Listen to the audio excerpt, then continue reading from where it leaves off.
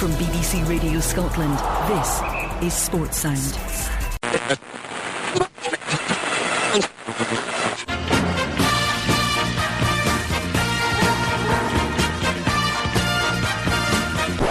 Don't be stupid, boys. Turn off Clyde, support your side.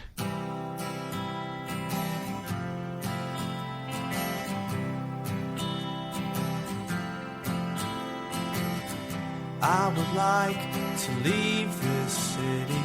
This old town don't smell too pretty, and I can feel the warning signs running around my mind.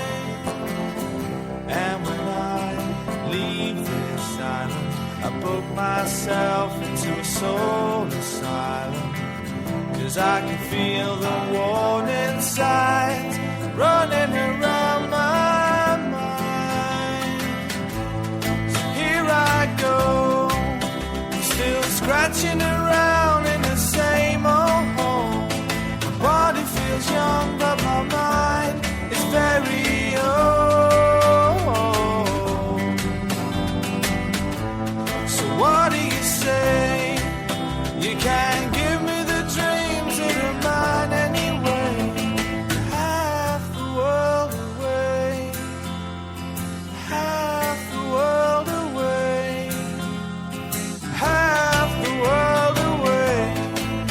I've been lost, I've been found, but I don't feel bad.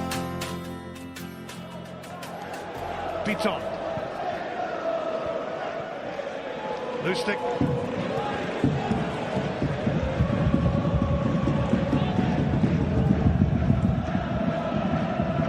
Dembele.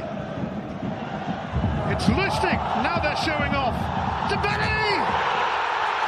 It's a hat-trick for Moussa Dembele. 5 goals and 5 stars for the champions. Relentlessly marching towards another title. We're on easy street, and it feels so sweet, 'cause the world is but a treat when you're on easy street. And we're breaking out the good champagne, we're sitting pretty on the gravy train, and when we sing every sweet refrain repeats right here on easy street. It's our moment in the sun, and it's only just begun. It's time to have a little fun, and we're inviting you to come and see why you should be on easy street. Yeah, we got a front row seat, oh, to a life that can't be beat, right here on easy street.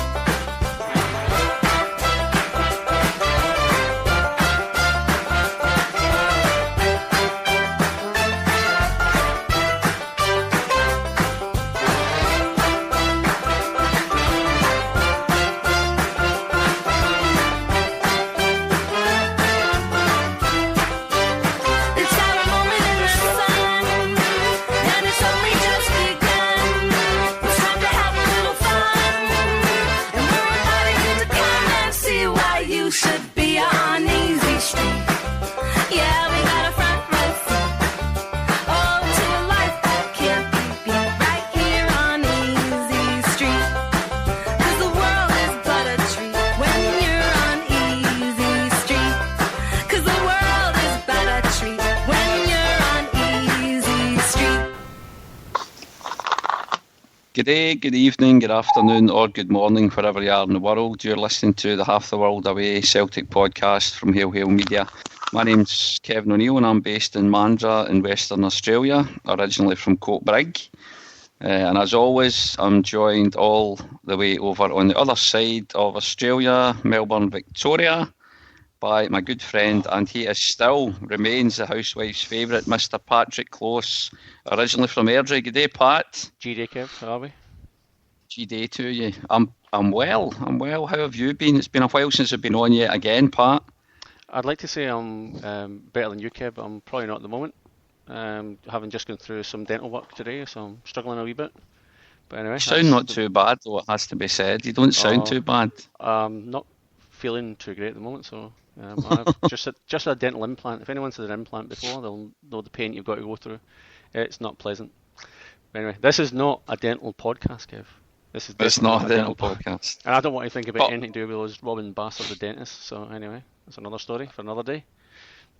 But apart from all of that, you're fine. You're in fine fettle, Fine fettle, yeah. Still enjoying Yeah. life, enjoying Yeah. Celtic, enjoying enjoying Sevco's Celtic. misery. summertime over here. It's beautiful at the moment. Some basically shorts and t-shirt for the past like 3 or 4 months. Probably another month or two of it, and then head into the winter. But no, it's been brilliant. Yeah, it's been a real nice summer. I went to New Zealand on holiday, and if anyone's actually, have we spoken since then? I don't think we have, but anyway, beautiful think place, so. an amazing place. Mm. Everyone gets a chance to visit. So Did you bump Yeah. into Colonial Podcast? no, While you he's- were over? he's North Different Island. part of the country. He's a northerner, yeah. I went to South Island, so Queenstown and Christchurch and these sort of places. Christchurch, where else we go? Franz Joseph, Chianau, Chekapo. I went to Dunedin, Kev. If you've I didn't know. Oh, this, yes. but, yeah, Dunedin is On Edinburgh. the original Scottish name for Edinburgh. Yeah, so it was, you Mm. find these little things. But people told me how Scottish it was. It's actually quite scary. Right in the middle of the place, you've got a big Robbie Burns statue. All right, okay. So yeah, but a nice place. Bloody freezing though. I'll tell you that. That was. I'd get say hit with so, like and a that's bit of an icy summertime spell. as well.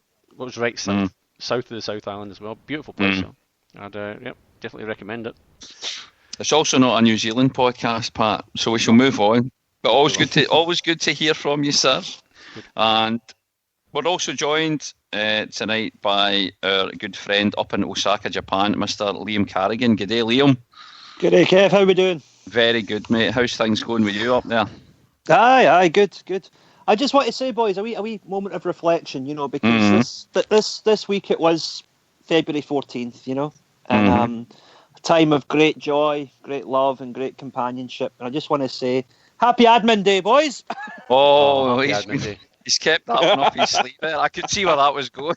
I didn't want to spoil the surprise, Liam. Come on, boys. Give me a No, big very cuddle. Give me a good, big very cuddle. good. Come on, give us a big Very cuddle. good. Yeah, there we go. Pat in the back. There you go. Excellent. Now, unfortunately, Martin Kelly can't join us tonight. He's busy, but we'll have a go at this. It's definitely going to be a shorter podcast tonight because I am out of here in 45 minutes' time because I've got a night out with young Marty Conley from the Mandurah CFC. It's his stag weekend, so I need to go out and join him for a few beverages later. So definitely, I promise you, it will be shorter podcast than our normal efforts. If you do want to interact, Kev, yeah. let me jump in first, right? Because I'm going to pose this one for you, right? So I'm going to give you and Liam 4 scenarios, right? 4 scenarios, and you've got to pick one of them. You can't pick 2. You've got to pick one of them. Right? You ready for this? Right? You ready, Liam? So if you need to repeat it, I'll repeat it later if you need to. But here we go, right? So you got to pick one of these scenarios, right? Celtic win the treble, but lose the remaining 2 games to Sevco. Right, that's first one. We go through the whole season without a loss in the SPFL, but we lose the Scottish Cup. Okay. Right? Yeah, okay. We beat the Huns 7-1 is option C. Mm-hmm. Or option D, the Huns go bust. Oh, God. Juicy. So I'm not. Juicy. I'm not. Don't give us an answer now. You got at the end of the show. You have to pick one of those, and I will remind you towards the end of it. So, you win the treble, but you lose to Sevco twice in the league. You go through the season without a loss in the SPFL, but you lose the Scottish Cup. You beat the Huns 7-1 in the next game at Celtic Park, or the Huns go bust. So you have to pick one of them. Okay. One. Anyway, okay. I've got some thoughts on it already, but I'll keep them to myself just now. Now, just for anybody listening to this, either just now or listening back later on, Pat hasn't told us what that he was going to say. He did say he was going to ask us a question that's got some options, but we didn't know that, so this isn't rehearsed or anything like that. So we didn't know what was coming there, so we will have a little think about it.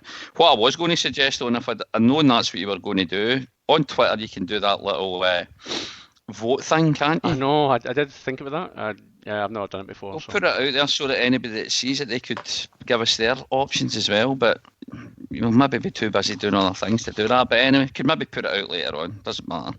But anyway, if anybody is listening right now, wherever they are in the world, if you do want to interact, you can do. You can send us your tweets to @halftheworld88 That's at Half the World 88. So any little questions or comments, or let us know your thoughts on Pat's little dilemma there he gave us.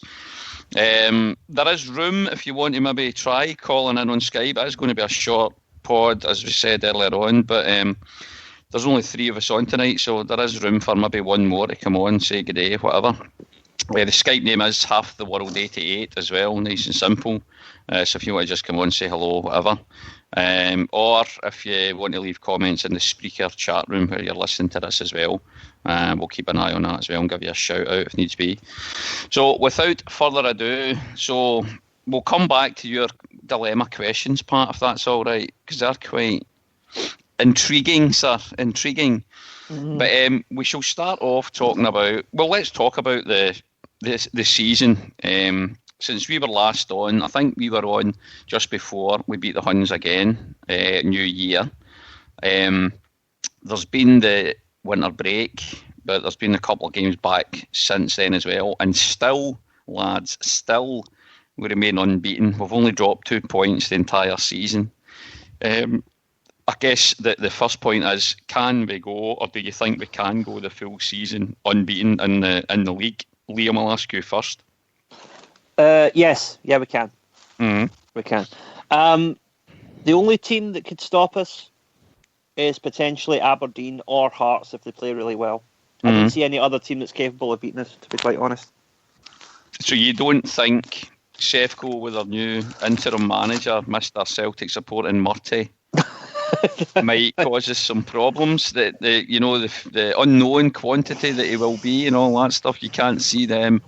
I'm sorry, but that mob are too busy fighting evolution to fight us, so it's not going to happen. Nicely put. So, I mean, if you were a betting man, would you put money on it that we could go unbeaten to the end of the season? I honestly haven't looked at a price for that or anything. I'm sure some bookmakers have got prices on it. They'll probably give you about 3-1 now. You know the bookies. Aye, probably it wouldn't be great value, but it's certainly we've certainly got the capability. I mean, Pat, what's your thoughts on it? We're a good chunk of the way through the season, more than halfway through it now. Still unbeaten. Can we go the whole hog, mate? Potentially, yep. And I didn't think we could do it sort of early in the season, because it's a fairly amazing feat to try and achieve for any team, really. We're pretty far into the season now that you'd think, like, you know, they must be thinking about it at least. We've got so much of a gap between us that they must just be, you know, it's within sort of grasp, if you know what I mean. So they must be pretty desperate to try and sort of achieve it and make history, you know. But I didn't think so. Even, you know, probably a month or two ago, probably didn't think we could do it. But the way we're playing at the moment, you know, I can't see anyone getting near us. You know, probably the only team that can beat us is ourselves. You know, with complacency, just, you know, whatever. Whether we change the team a few bits to try and get some young players in, I think the only ones that can really, you know, beat it or spoil it, I guess, is ourselves. I think we played Hearts twice, haven't we? Away from home. So right, so we played them right at the start of the season. Then we did. So that was probably another visit to Pittodrie. That's probably just about it, you know, really. And I think we can take care of most other teams. Can't really think of anybody else that's going to trouble us. St Johnstone, the best, you know, we took care of them pretty. It was, in the end, but a little bit of a scare. But, you know, hard. No, I think the thing in that game, and the thing when we were down against, we were 2-0 down against Motherwell, let's not forget, at Fir Park. But again, the attitude the players showed, they just dug in. They didn't panic at all. They just kept playing the way we know they can, and we got the result. The St Johnstone game, though, we just blew them away in that second half period as well. So when you look at it on paper, 5-2 is an absolute drubbing, but the first half it certainly wasn't that easy. So I think I agree with you. I think it's maybe ourselves as could be our worst enemy in it, but just there's just a feeling about it. The attitude just now with the players, it's definitely got to be in the back of their mind that it's possible. And let's face it, what is it? There's 24 games being played. There's only another 14 games to go. I mean, it's not an awful lot, but as long if they've got the same attitude, if we can steer clear of some injuries to key players. There is absolutely no reason why we couldn't.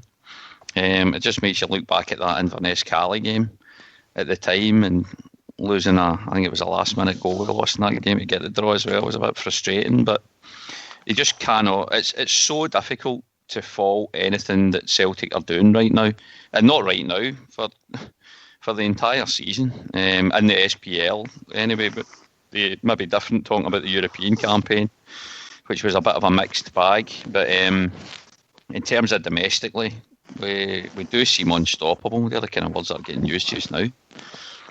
So let's see how it goes. Kind of my thinking of the theme song, Kev, was Easy Street. So again, anyone who's a Walking Dead fan will understand that song from a certain episode or a couple of episodes. But that's just the way it feels at the moment. It just feels as if they're cruising. They're on, they're in fourth gear, cruising along. But they've got an extra gear to go up. You know what I mean? So it's kind of what it feels and looks at the moment. But it's actually enjoyable to get up and. It's silly o'clock for us to watch games. So it is, mate. It really is a joy to watch them just now. I look forward to watching them every game. And we're scoring a lot of goals as well without our 40-goal striker, Lee Griffiths. But that kind of is a nice little segue on to the next point then. Monsieur Dembele. 2 hat-tricks in his last 2 games. There's been a lot said about the guy. Valuations from 20 to 30 million, this kind of stuff. And I think everybody was delighted that nothing happened during January. I don't think any of us honestly thought something would, because he seems to be quite level-headed, seems to have his head screwed on, and I don't think his head will be turned too easily. He seems to be getting good advice from somewhere, and I think he does respect Brendan Rodgers, and he'll listen to the advice that Rodgers gives him about his next few years of his career. But the guy seems to be the real deal. The goals he's scoring, the types of goals he scores, 2 hat-tricks in 2 games, Liam. He's quite a player, mate. Yeah. And I think this is good because the thing is about Dembele, right? See, when Celtic knocked back the bid for Dembele, and they also knocked back the bid for Craig Gordon as well, right? Yep. A few years ago, we wouldn't have done that. That's true. We would have just taken what was given us. But the thing is as well, and this is the thing that Celtic didn't get any credit for, right? Within 24 hours of that getting knocked back, Kilmarnock did the same thing with one of their players. And they ended up getting over £1 million for the guy when they'd originally been offered like 300,000. Okay. And it galvanised them. And there was one, I can't remember his name, one of the Kilmarnock managers or whatever, actually said, no, you know what, we're not going to sell players on the cheap anymore to English clubs. It's not going to happen. And I think he didn't say as much, but I think they're taking a lead for Celtic there. Well, you know what? No, Celtic aren't going to sell players on the cheap, neither are we. And Aberdeen did the same thing with that Johnny Hayes.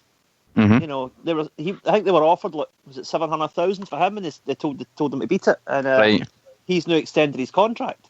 Okay. Oh, has he? I don't know. I didn't know that either. They're still probably going to sell him in the summer, but you're looking at probably a 7-figure sum now. Yeah.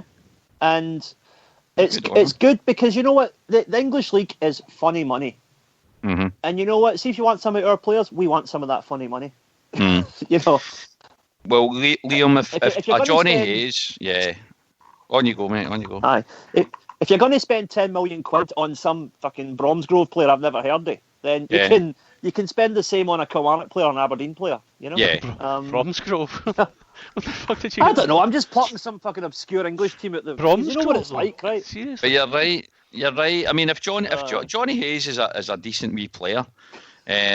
He's one of those guys that, as I've said in the past, he's a good player for a Premiership team. He's outside of Celtic, he's a good player in another SPL team.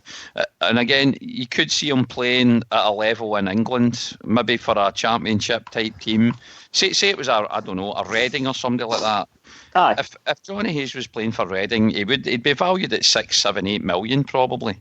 But because of the league he plays in, teams do think, yeah, we'll throw in an offer of whatever it would be, 700,000 or whatever, and see how we go, because they'll probably bite their hands off for it. So good on teams like Aberdeen and Kelly if they have got the balls to say no to those kind of offers just now in the hope that they can maybe get a little bit more money. Good on them. Pat, what's your thoughts on the Dembele situation though? I mean, obviously we must all be delighted that he's still with us, and I do still think he'll be with us for possibly another couple of seasons. I don't think there would be any real reason for him to... He's young enough, so there's no real reason for him to be looking for a really big move right now. I think he should listen to the advice he's getting from experienced professionals around about him. Spend a couple of years developing more with us, building his reputation. Because if he is as good as people say he is, and from what we've seen so far, he'll get his big move, and Celtic will be able to still cash in on him. But I mean, in terms of a fair amount for him just now, what kind of figures do you think? Some of the figures that have been talked about are a bit inflated, reasonable value? What's your thoughts on the kind of 30 million price tag that seems to have been put on him? I think the 40 million, it was spouted a little while ago. I think that's one of those kind of coming from Celtic, just throw it out in the market kind of thing. It's kind of not quite to the same extent, but the whole Barry Mackay 6 million thing. You know, we'll throw it out and see if anyone bites. I personally think anyway, if someone did come in with 40 million, even then, I reckon they would have taken it. But I'm a bit sceptical that there was actually any sort of real bid came in. I'm sure there was a lot of people showing interest or whatever. I'm sure there was his agent was getting questions, you know. But whether a 40 million bid, I'm not quite sure about that. I'm not saying he wouldn't be worth it, because there's players out there that are probably worth more than that, especially if you're scoring in the Champions League as well. And the guy, to be fair, for the age of him and the amount of power he's got and the amount of strength and just that natural sort of goal scoring instinct, you can't. Some things you just can't train into players. It's just that they just they got it. They got that composure and they got that knack, and they know where to be at the right time and the way to hit the ball. I'll give an example. This is anybody who's played football, even for a long time. I know this might sound a bit kind of mean, but if you haven't played football, I'm not sure you would actually get it. But the way he scored the goal against the Huns, the equaliser, completely off balance. And to get that amount of power while off balance, leaning back, and still getting the ball on target with that amount of power is exceptional. Absolutely exceptional, because most players in the world would have ballooned that over the bar. Because you're leaning back, that's kind of it's just where the ball goes. If you're leaning back, you're off balance. But it's one of the first things you learn, isn't it? That they say always get over the ball. But again, he's because the balls kind of came off him. It came at pace. He's managed to just control it and no more, but he's off balance as he hits it. That's I don't really think you can necessarily train that into players. I think it's just something you've either got or you haven't. And it was at that point that's why I went, that guy is class.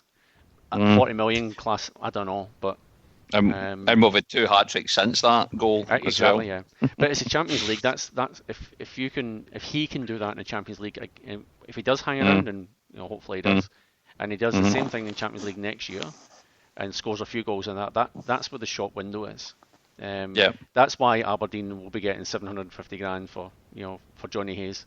If Johnny Hayes was playing in the Europa League and scored 3 goals against flipping anyone in Gothenburg or flipping Rosenborg or Feyenoord or something like that, then he's in that shop window. But because it's just Scotland, that's why they're not getting the money.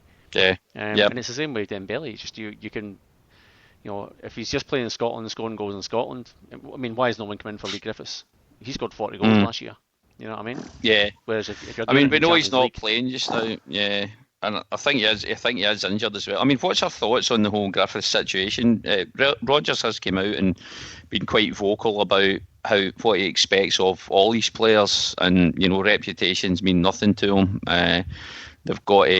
He wants Champions League players with a Champions League mentality at the club. So, I mean, it's obviously, he has mentioned Griffiths on a few occasions, but it's obviously he's talking about Griff, and he's kind of his attitude maybe off the field and maybe in training as well. So he's been having little digs there, but we haven't been missing him. We haven't been missing him. I reckon the dig is as much. If you listen to him and listen to a couple of interviews, yeah, Griffiths has been mentioned as the example, but he talks about the Scottish and Irish players having that attitude, not necessarily just Griffiths.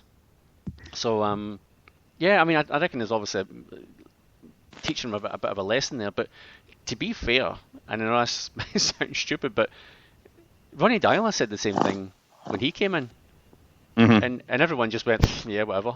You know, and you had Neil Lennon coming out saying, "Oh, give him a fish supper. You know, it doesn't matter. You know, a beer every now and again is not going to matter." You know, Brendan Rodgers comes in and says the same thing, and all of a sudden the whole flipping Scottish football sits up and takes notice.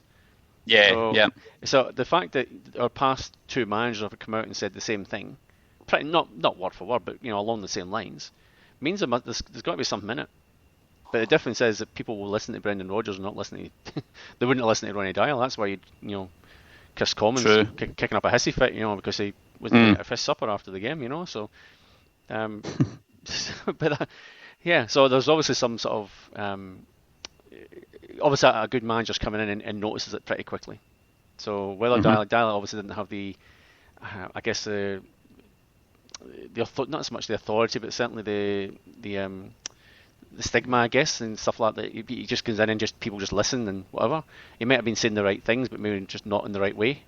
I mean, obviously, what's happened with Rodgers, he's come in and just went, well, yeah, if you're going to go out and eat fish suppers every night and drink Coke and all that sort of stuff, then you're going to play my team.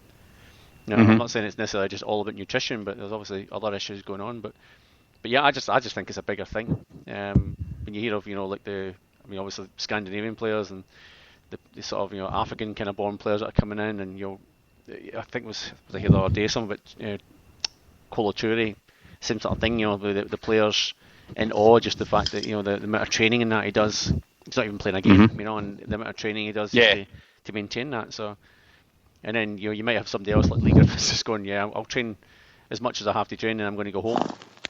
That's you get guys what do you call him, Boyata, same sort of thing. That attitude of, look, I'm going to try and do everything I can, everything I possibly can. I might not be the greatest, might not be the best in the world, but if I'm the fittest and I can make sure that when I get my chance, I'm going to be ready just to slot straight in and do the thing. Then so maybe there is something in it with the Scottish and Irish players.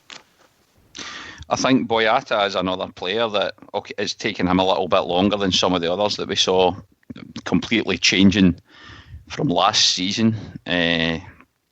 But he's come in and he's taken his opportunity, and he hasn't done too much wrong. Okay, he scored an own goal, but against St Johnstone. But I mean, defensively, he has actually done pretty well. I think everybody's kind of surprised as to the turnaround from him. So it's obviously had the right effect. But Liam, to say that, I mean, at the start of the season, if we knew that Griffiths was going to be out and he's a 40-goal-a-season striker, you'd think we would have missed these goals, but we've not really missed these goals at all, have we? See, I'm going to be unpopular here, right? But to be honest, I've never really rated Griffiths that highly. Right. I mean, I always thought he was a good goal scorer, but in the same way as Anthony Stokes is another example, right? A good player at a certain level, but he didn't strike me as Celtic class.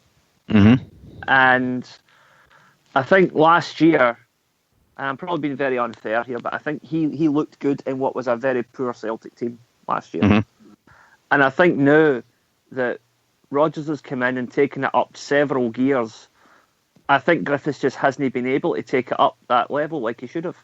And I think that's why it's nothing to do with, well, it's probably a bit to do with attitude and whatever, right? But I think it's just more the fact that Rodgers is like, well, other players have stepped up, why have you not?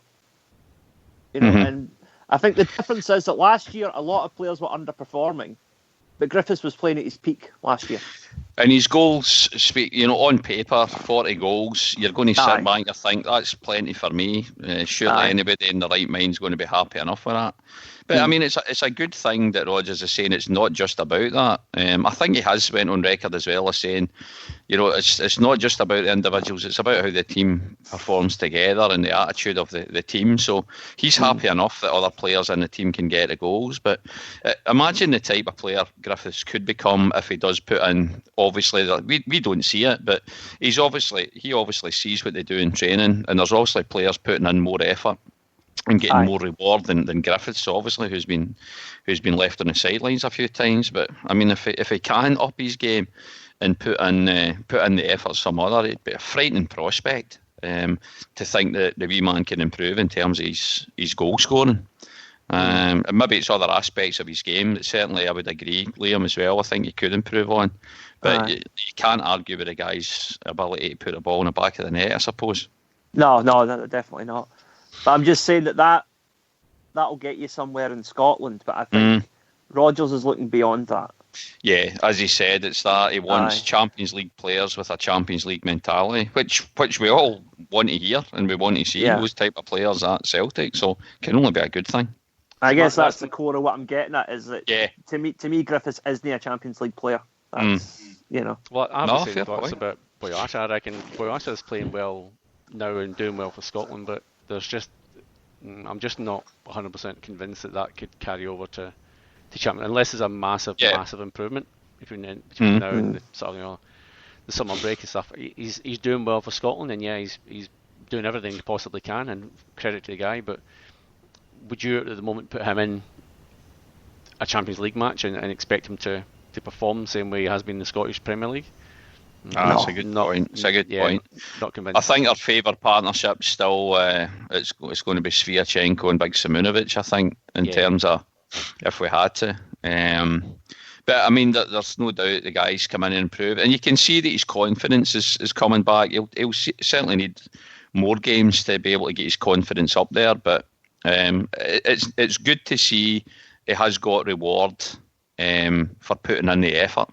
I think that's the one good thing. And, apart from that own goal, okay, at the end of the day, it didn't cost us because we got the 3 points in the end. So hopefully he puts that to the back of his mind and it doesn't dent his confidence that much. But it's a lot of the time it is to do with confidence.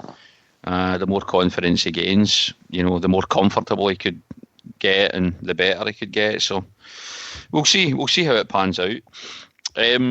Going to move on to something else now in terms of, and it's about, one of your topics, and it's good that we've got a former journalist and a writer extraordinaire in the bold Liam on the panel as well. So there was an article that the old Daily Ranger, they published a story that was having a go at St Mirren, basically because St Mirren weren't paying their staff the minimum wage. But on the very same day, Liam, you spotted an article that they were encouraging the old, and I think we might have seen this in social media, encouraging the old Sevconians to work for free. Basically, as stewards, it's like, come along and help our fans on match day, blah, blah, blah. But I think the only thing that was missing from that spiel was saying it was stewards, because that's the way it certainly read. So because legally it couldn't be stewards. Legally it couldn't be. Right, because of the whole... They need to be certified, they need to be disclosure vetted. There's all kinds of things that you have to do with stewards, But I guess the point you were making was it was double standard. Sorry, Pat, what did you say? There's a little extension on that as well. I actually just retweeted something. I was just flicking through TweetDeck just now, but Big Steph 1981 on Twitter, he retweeted something from a Partick fan from yesterday. Yeah. And basically there's two headlines now. One of them is from 15th of January, I do apologise, about Partick Thistle. Partick Thistle Football Club slammed for advertising deeply concerning unpaid volunteer role. And the same report, the same newspaper, only a few days ago, says Rangers fans could get their chance to work for their club and watch the team in action for free, thanks to match day jobs. So two different clubs in the same city, completely different sort of reports. So it's not just a Mirren thing, but that's if you look. Was it the same rag of a paper? Yep. One was I don't know if it's the same reporter. Was it the same reporter? It doesn't say. It just says by record reporter. But yeah, so basically Partick Thistle slam for asking for volunteers, and Sevco are praised for it. So how does that work? Yeah. Nah, it's farcical. I mean, I must admit, I had seen through social media because people had taken photos of the actual advert and all the rest of it. So I'd seen that aspect of it. I didn't know that St Mirren had been bagged for the not paying the minimum wage thing, but I didn't know as well about Partick Thistle trying to do the exact same thing as Sevco are trying to do and getting hammered for it. It just does show what a bloody laughing stock those rags are, and just how still up themselves the Scottish mainstream media are, and this relationship that they've still got with Sevco. Even although the Sevconians themselves seem to think they hate them and they're dead against them and they bundle them in, it's so blatantly obvious, the bias. Yeah, and this is the thing that gets me. I don't see how they can think that. It doesn't, I just do not get it. There's was it Daily Rebel? I saw they were posting. Obviously, we call it a Daily Ranger. They're calling it a Daily Rebel. It's like, are you serious? Yeah. And it's just even that, and the whole thing about referee. I won't go into the referees at the moment, but we're on this topic. But it makes you. I don't know. I guess this is what it's always been like. But I guess you get a bit older or something like that, and maybe you see things a little bit different. But it's been like that all the life, I reckon, Kev. All our living life, anyway. Oh, absolutely, it has. It's even more noticeable now, though, because we've got social media. I think that helps, so people can put. I mean, again, I dip in and out of stuff during the week and things like that. So there's certain things I'll miss. If I didn't have social media, there'd be bloody plenty I would miss, because I haven't bought a newspaper. I hadn't bought a Scottish newspaper when I was living in Scotland for many years before I emigrated out here, but I was sick of them. I was absolutely sick of the Record and the Sun and all that pish. I just did not buy them at all, so I would miss out on a lot of stuff unless people were talking about things.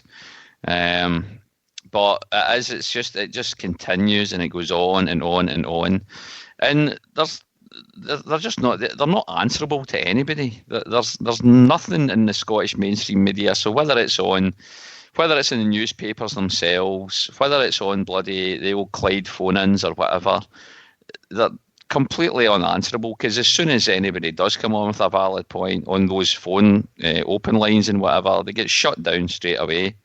No right to reply, no right to put a point. They're made out to be internet bampots and all the rest of it, and either obsessed or paranoid and all that stuff. Think of the latest stuff, Kev. The latest stuff, the whole thing about they're going to get Ronald de Boer in, and the de Boer brothers in to now it's universally known. Even we know they don't have any money, but yet the press still spout this stuff about they're going to get these world-renowned coaches in and directors of, and they're going to do it for free. Obviously, they'll do it for charity. They won't command a wage or anything. Those boys. No, it's fast. Because they're real Rangers men, Kev. Real Rangers men. Yeah, of course they are. Yeah, of course they are. Yeah, no, it is farcical. And I guess while we're on the subject of farces, the comedy just keeps coming, guys, from the other side of the city, because it's. Was it last weekend it all happened again? I remember Friday night, yeah. It was 4:30 Saturday morning, WA time. Because I was actually, I woke up really early and I thought, might as well just check, see what's happening. So I saw it all unfolding in real time on the Twitter sphere. And I thought, oh, right, okay, they've resigned, fair enough. I thought you could maybe have seen it coming. But I thought, because the whole key, of course, was the resign thing, because I thought, well, if you resign, you're not entitled to any compensation, of course. But then it didn't take long. In fact, just like half an hour, 45 minutes later or something, and it was this, the guys know nothing about this. What's this all about? So, of course, again, it's just they can't even go through the basic process of getting rid of their management team, which was always going to be difficult given the fact that they're skint and they couldn't afford to pay any compensation anyway. But to concoct such pish, and now I had actually tried to get on, because somebody had put a link up to the statement, and I had tried to go on to, so it was the Rangers official website, I had tried to click the link, but the whole thing was down. And there was a screenshot came up saying, your internet connection's fine, server's fine, website Rangers FC, whatever the hell it is. So they had obviously went in and tried to take down what was on the statement. Kev, no. That's what's happened is, and this happens a lot of times, is that you basically, if so many people hit the website right simultaneously, it'll eventually just give you. It's not the actual. That was kind of what people were saying. It's been the statement's been dragged. It's been hacked, and they've just taken the website down to remove it and stuff like that. And it wasn't like that. You get error codes and stuff like that if you go to a certain website. Some of them will be timed out. Some will be the website's down. You have to look for the response that you get back. That wasn't the site was down. That was it's not responding because there's about 3 million Celtic fans hitting that flipping website, all pissing themselves laughing. That's what it was all about. Right. Okay. So okay. It was nothing, well, I mean, it was still. Well, because what I thought as well, because somebody had managed to get a screenshot of the statement and they'd put it out, and so I read it later on, but see, even the way it was written, it didn't even read as if it was properly finished. It looked as if there was gaps. So it was as if it was like a draft statement that was ready to go out. And it maybe shouldn't have, because there was one paragraph in particular that it just frittered away. It didn't actually finish. No, well, I can tell you why that is. I can tell you exactly why that is. Right. Because it was written by that prick Jim Traynor, and his work is never edited. No, they reckon it was on one of those. It's either Phil McGillivray or the John James site. It was on one of them. Who's the guy who got a place on the board and then get chucked off because he was tweeting racist stuff? Chris Graham. Chris Graham. They reckon it came from him. I think that's what I read. Right. And just the thing that sorry. No. Sorry, continue. I think that's kind of where it came from. So I'm not necessarily sure. It might have been Jim Traynor, but the thing it's been some arsehole anyway that they haven't read it back. It's a simple thing to do. I mean, most of us at work, before we send something relatively important in an email, you read it again, and depending how important the thing is, you read it back 2 or 3 times, maybe even to just check your spelling's all right, your grammar's all right. It makes fucking sense. I mean, to put something out that they put out, it was. I'm sure it'll still be out there. Whatever I read will still be out there, because it was a screenshot of the statement, and it didn't read right. It was just missing. The statement will still be there. It was never brought down. It was never sort of removed. So it's still going to be there. Because even more hilarious if it's the exact same statement then, because it just does not flow. It doesn't read properly. It's ridiculous. Well, I called one of our mutual friends, so Stevie Fallon's. I sort of called him that one, and literally we didn't speak for the first 20 seconds of the call. We were just pissing ourselves laughing at it. And we're just sort of eventually, obviously, you got into a conversation about it, and that was like, so he was on follow. I was on Rangers Media, and we were just sending each other messages through Facebook about stuff we found, and it was all stuff about it's been hacked. Is it not Tim Post? It was something like take hacking or something like that. They were calling it was something like that. I was just really are unbelievable. This is but I mean, it just goes on and on and on. I mean, it's 5 years since the old administration day, just over 5 years. And it's been near comedy gold for the whole duration. It's been, and yes, stuff like that, simple stuff like that. And it can't end in a pleasant way for them. All this stuff now, they're trying to say that your man Graham Murray, we'll stand by him for now and all this. And it's because they haven't got a pot to piss in. They have honestly not got 2 cents to rub together. This will go to court for unfair dismissal and all the rest of it. If they can get away saying, they didn't resign, and they'll need to have resignation letters, I'm assuming, as well.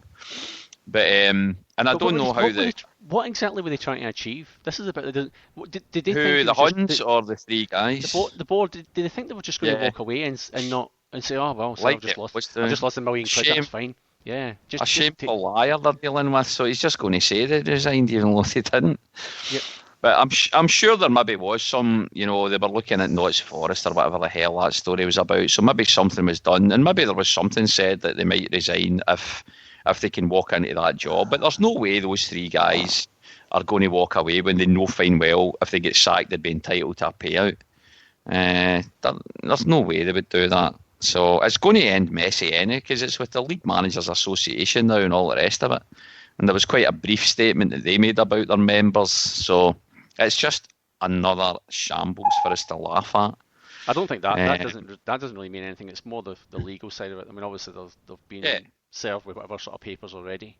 And what was the thing I read yesterday? I think it was that it can't go to a tribunal because it's over like £75,000 or something like the actual claim. So it's actually going to go straight to court.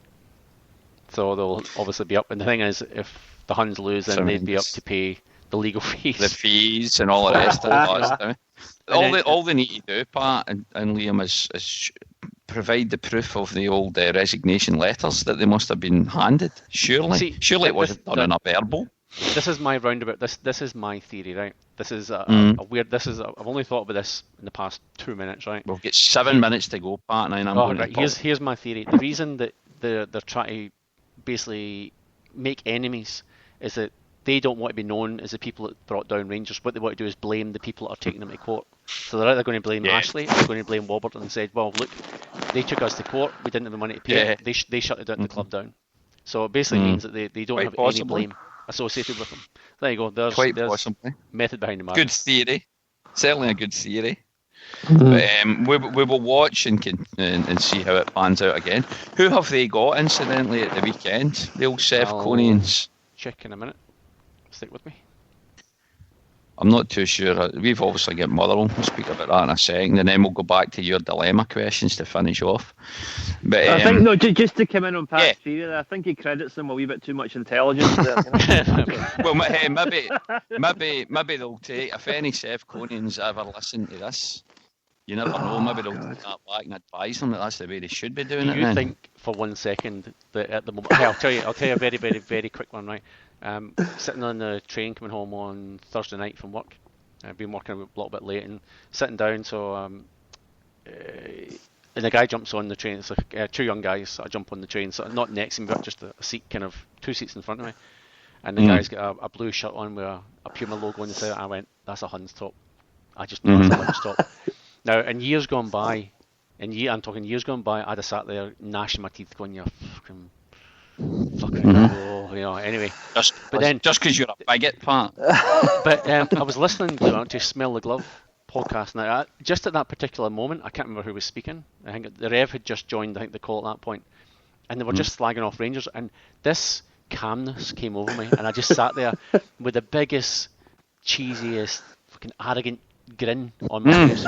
So anyway, on my sort of my rucksack I take to work, I've got this luggage tag. It's a big Celtic luggage tag, right? And I know the guy who was not the guy with the Rangers. The guy with the Rangers top was facing away from me, but his mate, who also was wearing a blue top, like a blue Adidas one, was facing towards me. And they didn't say a word to each other, right? And I am utterly convinced that the guy facing me saw the tag and actually messaged his mate on his phone. Because the guy, he's reading Facebook, right? I could see on his phone he's reading Facebook, and then all of a sudden he turned round and looked at me, right? And then he looked away, and then he did a double take, and he saw. And of course, you do look like a right fiend as well. I do look like a right, and all I could do, You've got that honestly, cheeky wee fiend face about you. I've got a face for radio, but I had this big smirk on my face, and I know he saw me. I know, and he did a double check, and he saw the big luggage tag on my rucksack, and I could just see I was going like, yes, I am better. Made your day, than you. That's what you're I'm saying. Better than you. It ended up a major day. I did. I'm better, but I said there's so much better than them, mate. So much better than them. In years gone by, it's the first Rangers top I've seen in Melbourne in, I'd reckon, 5 years, and that's no exaggeration. And it's like he's probably sitting there thinking, can't I fucking believe it? I'm wearing my fucking Rangers top today, and I had to fucking sit next to a guy with a Celtic fucking bastard. So anyway, I've been walking around. Good. Anyway, as soon as I smell the glove, as soon as I finished smell the glove, on went the Rebs. I'm sitting in the train, rock on, rock all, you never fall, you know. Very good. Anyway, that's my wee story. Rangers. No, it's good. Dundee away on Sunday, and then they've got Inverness away. Okay. St Johnstone at home. So any away game for them just now is pretty tricky. I would suggest. So fair enough. We'll see how we go. Well, we've got the 12th of March. Yeah. So. Yes, that will be very good. At Paradise as well, of course. That could be good. Yeah, 7-1. Yeah. Well, we'll come on to that again in a second. Now, so we've got Motherwell tomorrow, lads. It's a 3 o'clock kick-off back home. That's an 11 o'clock kick-off for me. It's a midnight kick-off for you, Liam, and it's a 2 in the morning kick-off for you, Pat. Will you be watching it at all? Oh, I wouldn't be. I'll be watching it. Yeah, I'll be good working show. Sunday morning, so. I've got to be in the city in the office at 6 o'clock, so I'll be on the road at 5. Unless I do an all-nighter, but the chances of that happening are quite slim. So. What's the predictions then, Liam? What do you think? That was definitely the last time we played Motherwell at Fir Park. It was, again, we were 2-0 down in that particular game as well, so it wasn't easy. They made it difficult for us, but they're coming off the back of an absolute trounce from Aberdeen the other night, 7-2, I think, Horst. So they'll be wanting to try and shut up shop a bit after that game. But what's your own thoughts on the scoreline? Well, that's the thing. I mean, I hate to be negative, but I think it is going to be very much damage limitation with them. So I think it'll be 2-0, and it'll be a piss poor, boring game. That's my prediction. Even though we've been banging in quite a few goals ourselves just now, you still think I just think Motherwell are going to play the damage limitation game. Because I think Motherwell are actually quite a tricky wee team to break down when they play to their strengths. You know, put it this way: if we score the 2 goals early, it could be. You know, there's no limit. But if we're only at 1-0 up at half time, then I reckon 2 or 3-0 probably. Yeah. Okay. Who's your goal scorers then? If it's 2-0. Let's see. Go for Dembele for 1 and Sinclair. Off. My goodness me. Patrick, predictions and goal scorers. Yeah, I reckon it'll be there. Correct. Yeah, I reckon it'll be.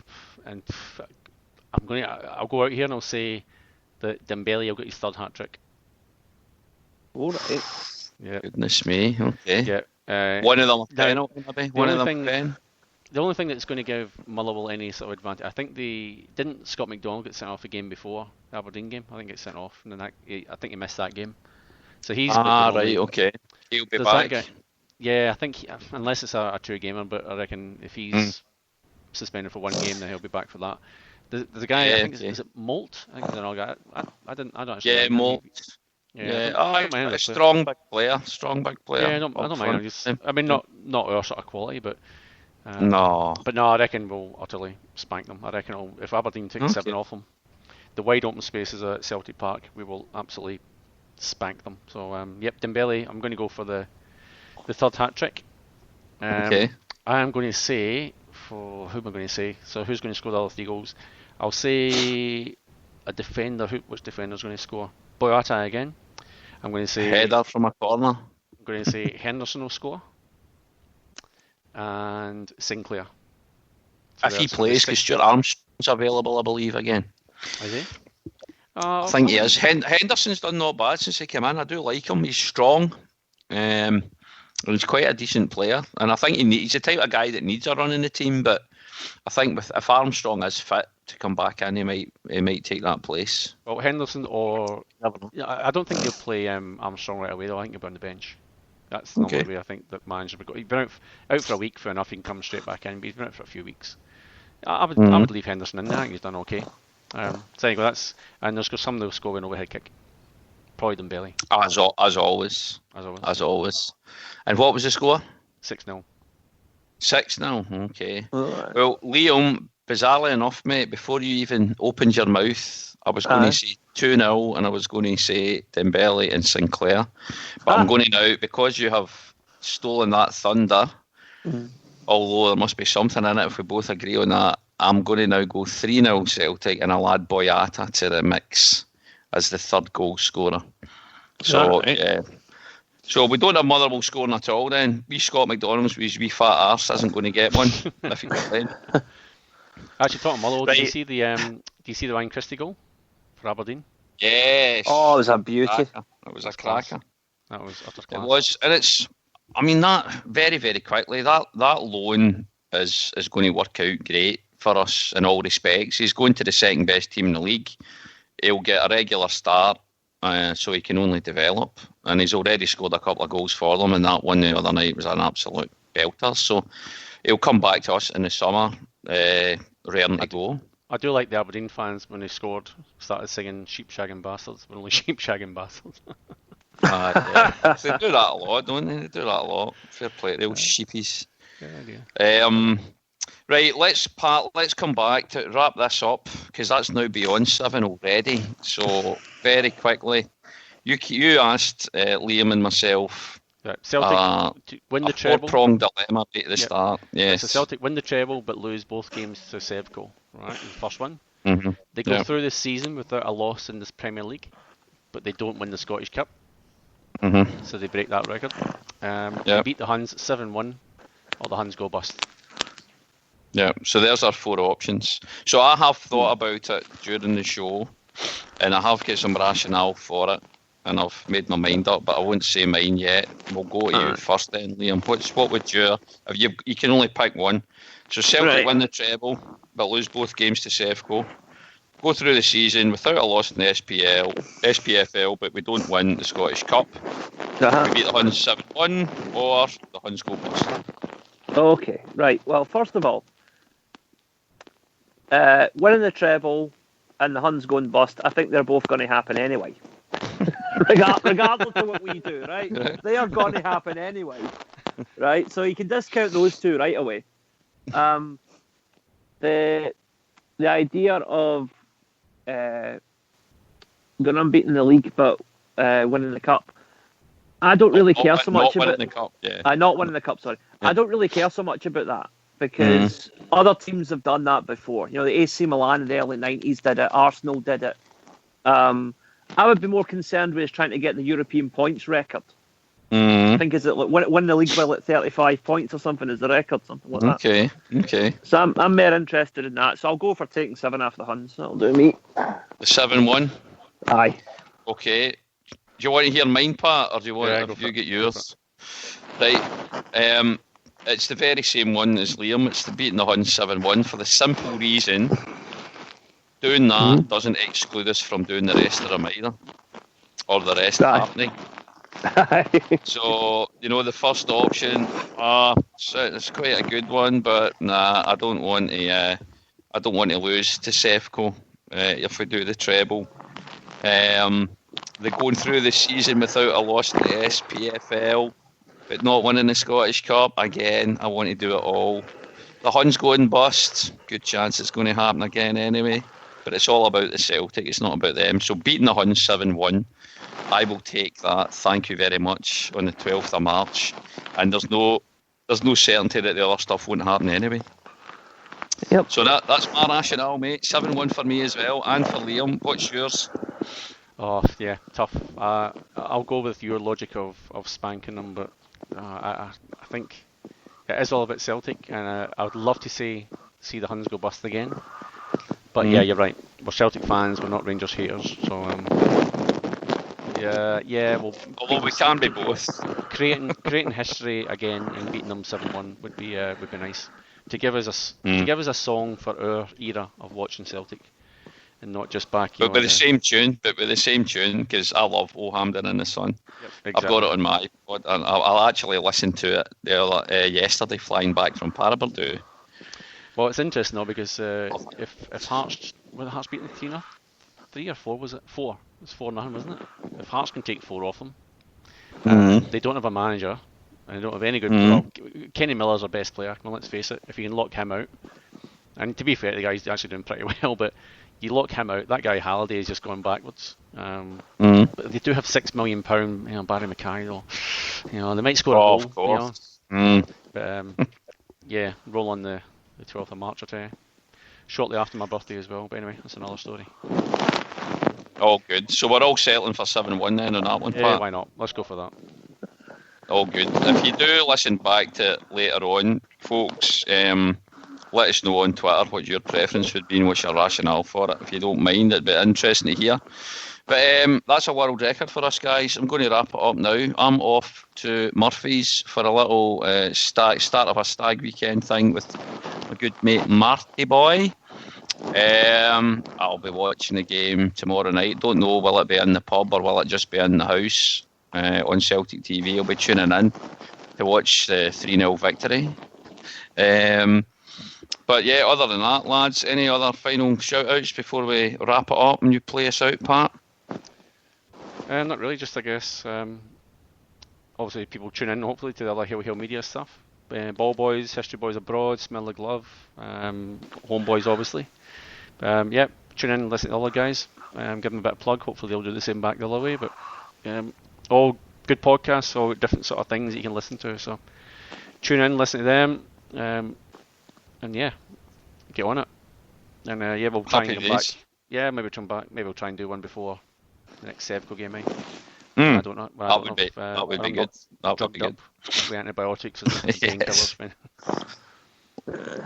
Liam, any shout-outs for you, mate? Well, again, in keeping with the Valentine's theme, I just want to say thank you to the person who's brought me so much happiness and joy these last few years. Craig White, I hope you're doing well, mate. Wherever you are. Good on you, Craig White. There's one thing we do have to mention. We haven't actually spoken about. Our good friend Paul Larkins over in Australia at the moment. Oh, he is. He's in Sydney just now, I believe. He's doing Sydney, if anyone does listen to this, not many will, but he's at Sydney City Sports Club Cheers Bar on Saturday night, so basically the 18th, Saturday, February 18th. Following, a couple of weeks away, he's in Melbourne, so 4th of March, Elephant Wheelbarrow. I know that our supporters club are basically forking out for the bill, and it's a free entry for our club. Very good. And then the following week, the night before the Sevco game, he's at Perth CSC up at Radio Group. He is. In Perth, so Roses again, yeah, going up to that. It's the 18th of February in Sydney. It's in Cheers Bar. The 4th of March at Jockstein CSC at the Elephant Wheelbarrow in St Kilda. And the 11th of March at the Perth CSC at Rosie O'Grady's. So hopefully if you're around Australia. And another person's in Australia as well, Kev, if you saw that. Peter Lawwell was in Sydney a couple of days ago. Oh, he was. He was getting presented by the Western Sydney Wanderers. Or he was presenting them with a Celtic shirt, I believe. I wonder why. Maybe a little connection going on there. Who knows? They do play in the hoops for anybody that doesn't know back home or outside Australia. Red and black hoops, right enough. Yep. But they've got quite a, fair to say, multicultural following. Yeah, Jim Penland, he follows them. So, like, to be fair, the atmosphere at their games does look spectacular and does sound spectacular. As does the Tongan Tim, of course. As does the Tongan Tim as well. Yeah. We are Loma's right into the Western Sydney Wanderers. So and anybody hears any rumours about why the hell he's here, then let us know. It'd be interesting. I'm going to go for he's discussing a friendly or a tournament over here for close season. MCG or something like that. It'll be like, Liverpool into Milan and, something like that. Oh, the other one as well, I saw tonight. The rumour is Kevin Muscat, so Melbourne Victory coach, is in the running for the Rangers job. Oh, right, okay. What the hell, man. Kevin Muscat. Didn't like him as a player. Apparently, by all accounts, he's a very nice guy, but he is the sort of player I despised when I watch football. He was a dirty bastard of a player. He was nasty, yep, and I just don't like that fair to personally, say. But anyway, that's just me. Anyway, Kev, you've got a stag night to go to. I do, I have got a pub to go to. Yes. This is the first time I reckon we've been under 100 minutes, so anyway, there you go. Happy days. Done well. Right, folks, so until the next time, thanks for listening. Hail. Hail. Cheers.